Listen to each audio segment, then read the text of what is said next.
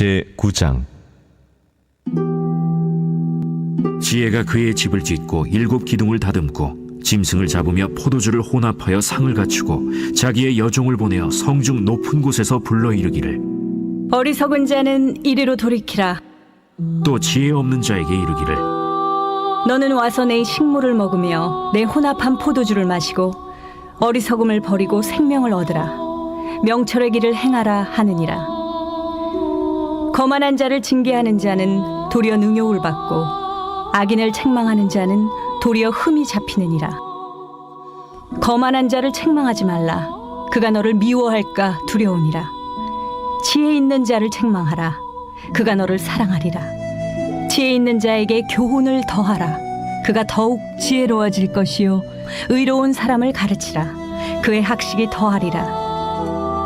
여호와를 경외하는 것이 지혜의 근본이요 거룩하신 자를 아는 것이 명철이니라. 나 지혜로 말미암아 내 날이 많아질 것이요 내 생명의 해가 내게 더하리라. 내가 만일 지혜로우면 그 지혜가 내게 유익할 것이나 내가 만일 거만하면 너 홀로 해를 당하리라. 미련한 여인이 떠들며 어리석어서 아무것도 알지 못하고 자기 집 문에 앉으며 성읍 높은 곳에 있는 자리에 앉아서 자기 길을 바로 가는 행인들을 불러 이르되, 어리석은 자는 이리로 돌이키라. 또 지혜 없는 자에게 이르기를, 도둑질한 물이 달고 몰래 먹는 떡이 맛이 있다.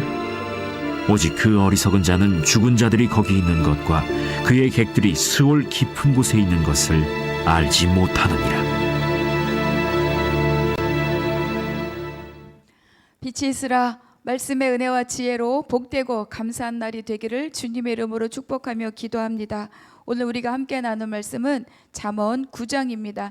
지혜의 초청이 있고 그리고 음료의 초청이 있는 두 개의 소리에 초청이 대비되는 그런 말씀이 오늘 9장입니다. 7장에서는 음료에 대해서 말씀하였고, 그리고 8장에서 어때요? 지혜에 대해서 말씀하셨죠. 그래서 지혜는 곧 예수 그리스도이다. 그래서 지혜를 얻는 것은 생명을 얻는 것이다. 예수 그리스도를 얻는 것은 영생을 얻는 것이다. 그렇게 우리가 함께 말씀을 나누었어요.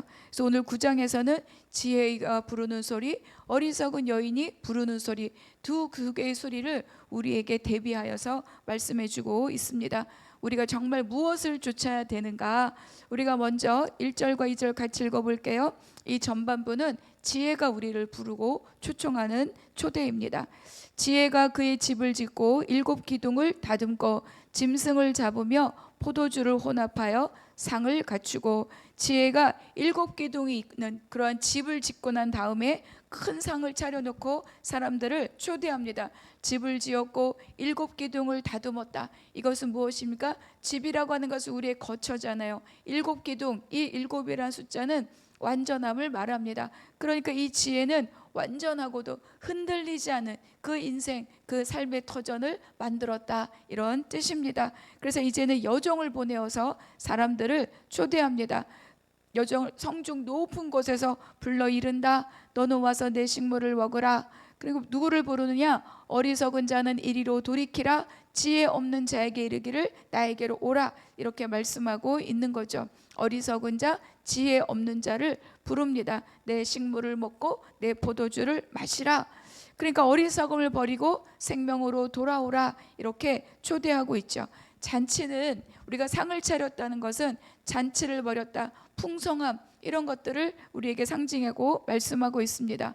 그러니까 집도 지었고 기둥도 완성하였고 이제는 잔치를 배설하였기 때문에 초대받은 자들이 오기만 하면 되는 거예요. 그러니까 음성을 듣는 자들이 오기만 하면 되는 거죠.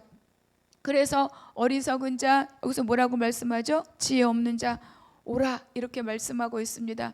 여러분, 와 보라, 이 초대의 소리에 우리가 응답하는 것이 바로 구원의 시작입니다. 구하면 찾아지고 응답하면 생명을 얻는 것이 하나님께서 우리에게 주신 구원의 약속입니다. 그런데 어때요? 거만한 자, 교만한 자는 여기서 초대하지 않아요. 우리가 나중에 잠언 14장에 보면 거만한 자들은 지혜를 구해도 얻을 수 없다라고 말씀하고 있어요. 그 마음에 하나님이 없다 하는 자, 이러한 자들은 아무리 초대해도 그 음성이 그 귀에 들려지지 않는다는 것입니다. 우리가 5절과 6절 읽어보겠습니다. 너는 와서 내 식물을 먹으며 내 혼합한 포도주를 마시고 어리석음을 버리고 생명을 얻으라. 명철의 길을 행하라 하느니라. 여러분, 이 지혜의 초대를 들으니까 뭐가 생각나세요? 그렇죠. 마태복음에 있는 왕이 아들의 혼인잔치에 사람들을 초대하는 바로 그 장면이 여기에서 기억이 되죠. 그러나 왕이 사람들을 초대했지만 어리석은 자들은 왕의 초대에 응하지 않습니다. 다 자기 일로 바쁘다. 나는 이것도 해야 되고 이것도 해야 되고 저것도 해야 되고, 그래서 다 자기 밭으로 일하러 가거나, 심지어 어떤 자들은 바로 이 초대장을 들고 간 종들을 모욕하고 죽이기까지 했습니다.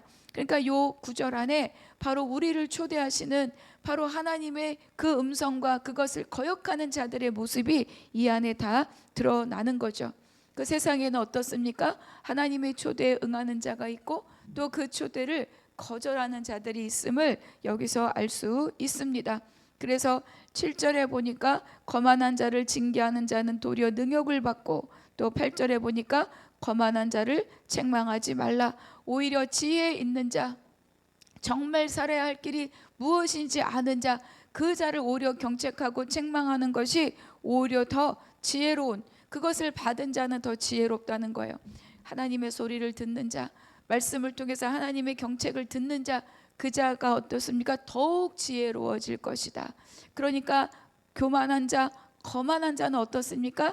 그것을 듣지 않기 때문에, 들으려 하지 않기 때문에, 자기 스스로가 높은 성을 쌓고 있기 때문에 하나님의 초대에, 하나님의 권면에 절대로 귀를 기울이지 않는다고 오늘 여기에서도 말씀해 주고 있죠. 그래서 다시 한번 10절의 말씀 읽어보겠습니다.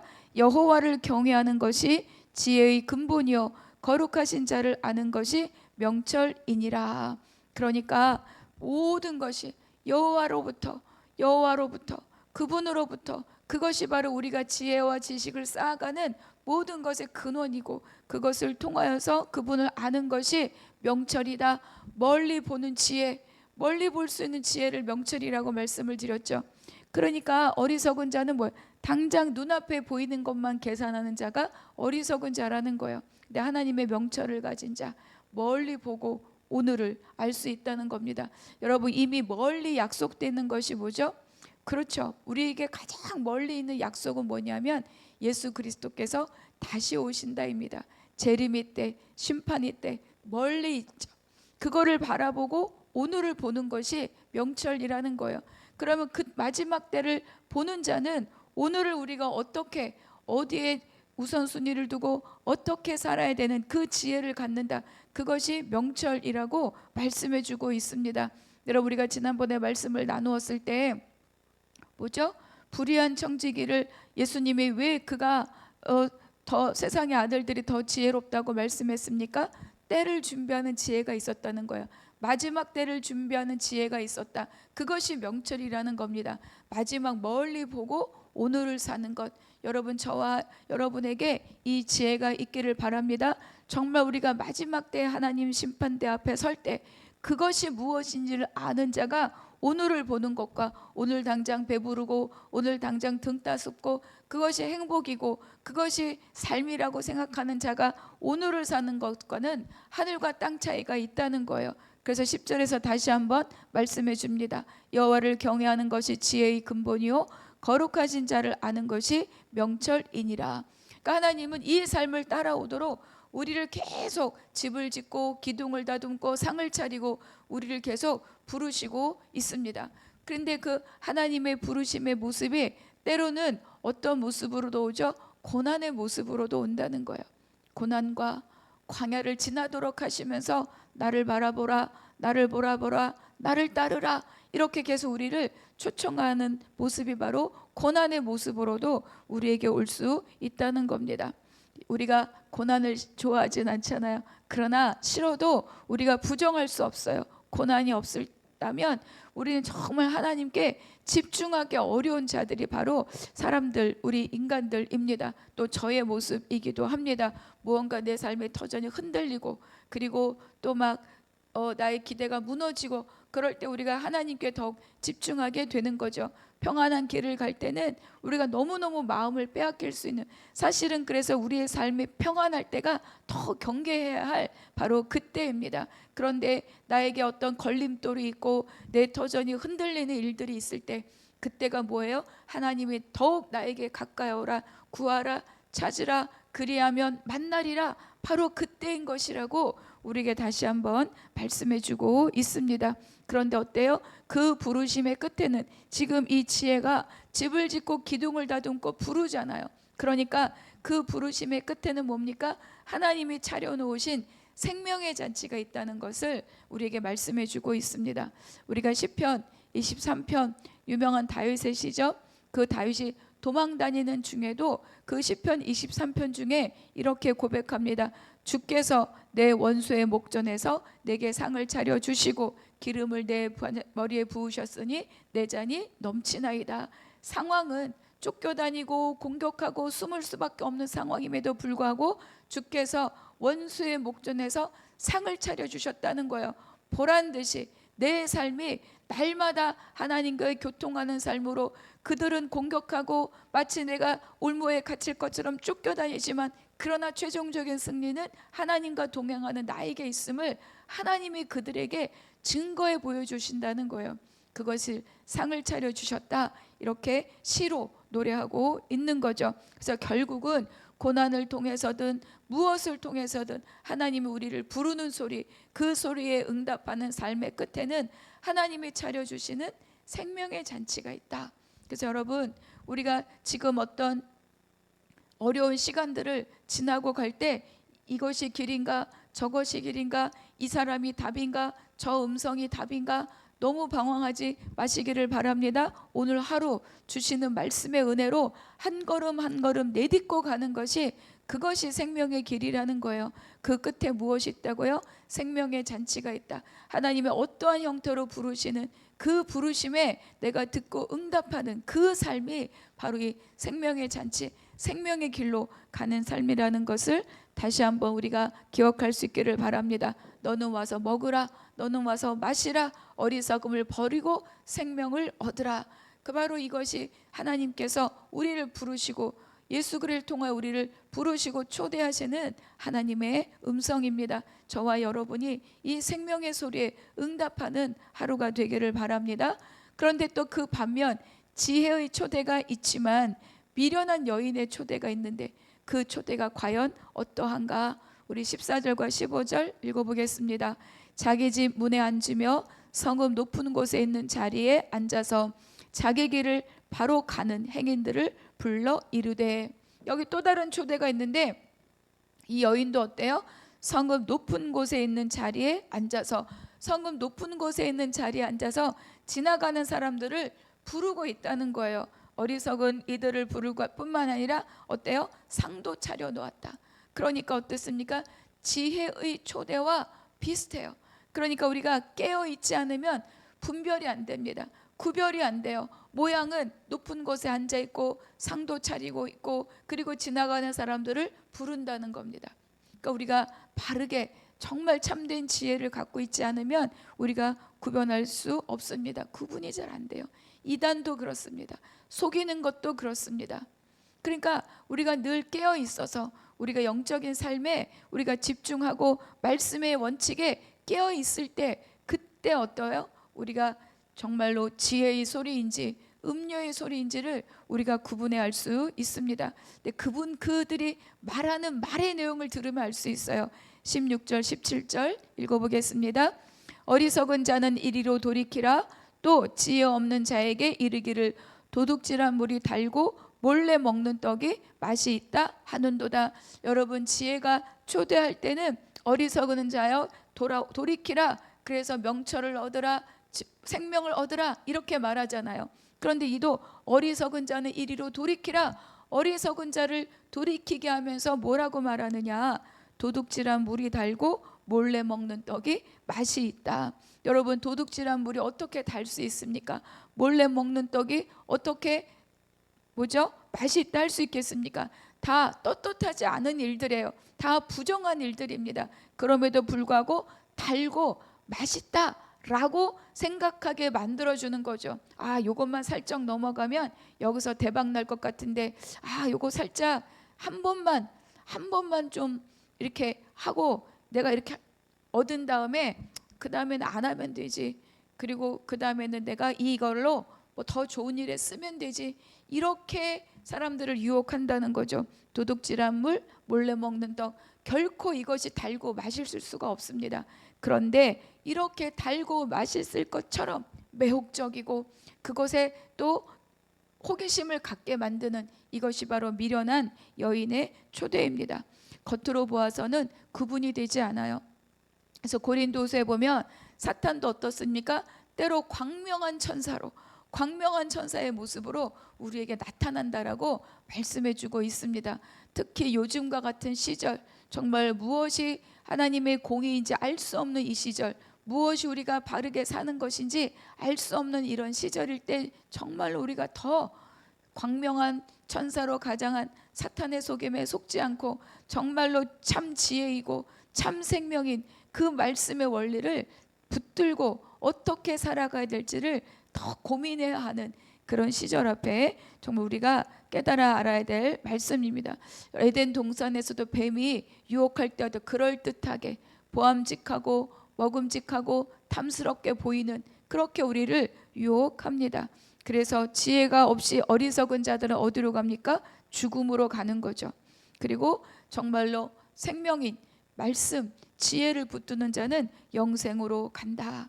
그래서 정말 우리가 어떠한 삶을 살아야 할 것이냐, 내가 어떠한 소리에 귀를 기울여야 할 것이냐. 여러분, 우리가 잠언을 계속 따라 읽으면서 똑같은 말이 계속 반복되고 있어요. 그러니까 여러분, 우리가 다시 한번 내가 지혜의 음성, 그리고 하나님의 음성, 말씀의 음성, 이것이 정말로 나를 참된 믿음의 삶으로, 영생의 삶으로 이끌어주는 유일한 길이구나, 다시 한번 마음에 새길 수 있는 하루하루가 되기를 바랍니다. 지금 눈에 보이는 달콤함, 지금 내가 보이는 눈에 보이는 유익과 혜택, 사람들은 다 그렇게 가니까 그 넓은 길을 따르는 것이 아니라 하나님의 말씀을 따르는 좁은 길로 하루하루를 선택하며 살아갈 수 있는 저와 여러분이 되기를 바랍니다. 그래서 지혜 있는 자는 환난 중에도 즐거워한다, 로마서에서 말씀하고 있죠. 그래서 인내, 그래서 그 인내가 무엇이냐, 이를 악물고 참는 게 아니라 하나님의 약속의 소망을 두는 그것이 바로 믿는 자들의 인내입니다. 그래서 오늘 하루를 살아가는 우리 하루의 일과 속에 바로 이 지혜의 음성을 듣고 그 지혜가 차려주는 생명의 잔치를 알게 되는 하루가 되기를 주님의 이름으로 축복합니다. 우리 오늘 또 묵상 말씀, 묵상 질문 함께 보겠습니다. 지혜의 초대입니다. 지금 내 삶에 하나님께서 보내신 초대의 신호는 무엇입니까? 말씀과 예배입니까? 아니면 관계의 어려움이나 고난입니까? 그 신호가 나를 어떤 생명의 자리로 부르고 있는지 묵상해 보시기 바랍니다. 그렇습니다. 하나님은 우리를 부르는 소리는 때로는 고난의 옷을 입고 오기도 합니다. 두 번째입니다. 미련한 여인의 초대입니다. 지금 만족과 편리함 때문에 그 결과가 위험하다는 것을 알면서도 지속하고 있는 일은 없습니까? 도둑질한 물이 달다는 유혹 앞에서 나는 단호하게 돌이키고 있습니까? 대단한 일이 아니어도 나의 마음속에 어떤 것들이 나를 움직이고 있는지를 돌아보고, 그래서 미련한 여인의 초대의 소리가 아니라 지혜의 소리에 귀를 기울일 수 있는 오늘 복된 날이 되기를 바랍니다. 기도하겠습니다. 하나님 감사합니다. 오늘 깨달은 말씀으로 오늘 하루를 강건히 살게 하여 주시옵소서. 때로는 고난의 모습으로 찾아오는 주님의 초대를 외면하지 않게 하여 주시옵소서. 상황보다 주님의 선하심을 신뢰하며 생명의 잔치로 나아가는 하루가 되게 하여 주시옵소서. 몰래 먹는 떡이 맛있다고 우리를 유혹하는 그 사탄의 달콤한 속임수에 넘어가지 않게 하시고 오직 하나님을 기억하며 거룩한 명철의 길을 따르는 오늘 하루가 되게 하여 주시옵소서. 모든 것 주께 의탁하고 감사하며 예수 그리스도의 이름으로 기도하옵나이다. 아멘.